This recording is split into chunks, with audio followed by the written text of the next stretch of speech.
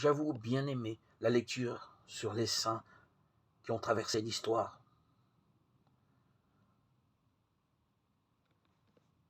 Je suis un peu intimidé par le Christ, car s'il est homme, il est aussi Dieu. Je ne partage pas du tout la conviction qu'il vaut mieux s'adresser au bon Dieu qu'à ces saints qui ont traversé l'histoire. Tant pis pour la sagesse populaire. Car leur intercession peut nous aider à ouvrir toutes les portes. Cela me semble avoir été d'abord une reconnaissance de la puissance de Dieu, une admiration pour ce qu'il était capable de faire avec des pauvres hommes. Les chrétiens qui ont assisté au martyre de leurs frères, de leurs proches, devaient bien connaître leurs faiblesses, ne serait-ce qu'en jaugeant la leur.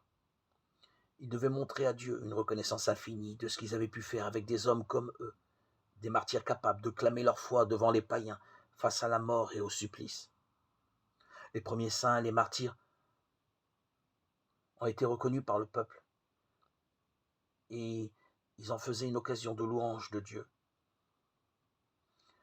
Et l'attitude que nous avons aujourd'hui n'est pas fondamentalement différente. C'est toujours l'action de Dieu dans un homme qui se met à rayonner,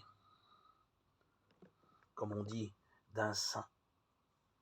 Il rayonne l'amour de Dieu. Il devient pour nous un modèle. Et nous désirons vivre dans leur intimité, connaître leur histoire.